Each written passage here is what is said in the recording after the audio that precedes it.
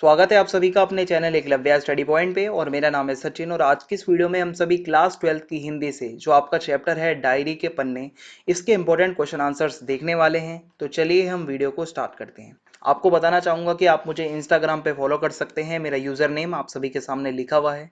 अगर आपको कोई भी प्रॉब्लम आती है तो आप आके मुझसे पूछ सकते हैं। अगर आप हमारे टेलीग्राम ग्रुप से ज्वाइन होना चाहते हैं तो class 12 ESP new group search मार के आप ग्रुप में ज्वाइन हो सकते हैं। और वेबसाइट पे आप सभी को नोट्स प्रोवाइड करवा दिए जाते हैं। www.eklavyastudypoint.com हमारी वेबसाइट है, तो आप वेबसाइट को जरूर विजिट करें।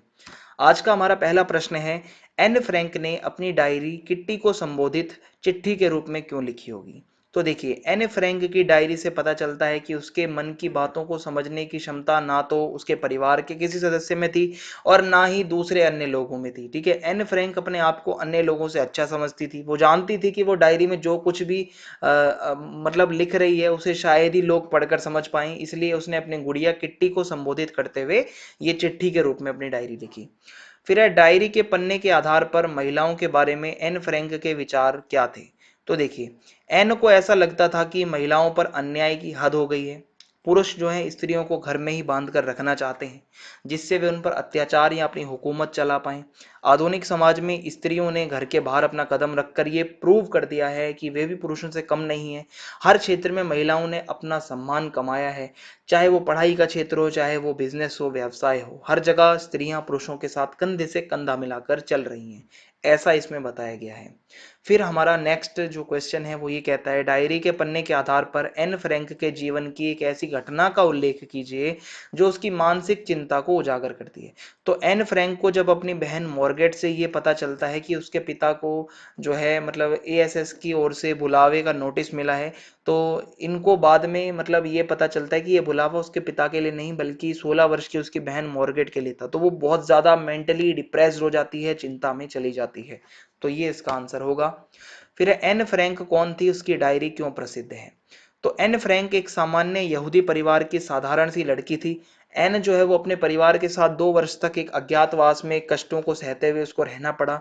एन ने अपनी डायरी में डर, आतंक, भूख, प्यास, संवेदना, प्रेम, घृणा, बढ़ती उम्र की आशाएं, हवाई हमले का डर, पकड़े जाने का डर, किशोर मन की कल्पनाएं, बाहरी दुनिया से अलग थलग होने का दर्द, ठीक है, प्रकृति के प्रति संवेदना, मानसिक एवं शारीरिक जरूरतें, हंसी मजाक, युद्ध, पीड़ा, अकेलापन, सारे टॉपिक्स पर उन्होंने अपनी डायरी में अच्छा खासा लिखा है। इसलिए एक ऐतिहासिक स्रोत है बहुत बड़ा। ठीक है, एक इंपॉर्टेंट, एक महत्वपूर्ण स्रोत है।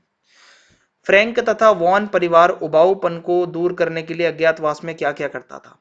तो देखिए, फ्रैंक तथा वॉन परिवार अज्ञातवास में उबाऊपन को दूर करने के लिए अंग्रेजी या फ्रेंच बोलते और किताबों की समीक्षा करते थे। लेकिन 4 साढ़े 4 बजे के बाद वे मतलब पढ़ नहीं पाते थे, क्योंकि उस समय उन्हें घर में अंधेरा करना होता था जिससे उन्हें कोई देखे ना। और इसके अलावा उनके पास कुछ विशेष करने को तो था नहीं, इसलिए वो बोर हो जाते थे। इससे बचने के लिए वे कभी पहेलियां, कभी अंधेरे में व्यायाम करते थे।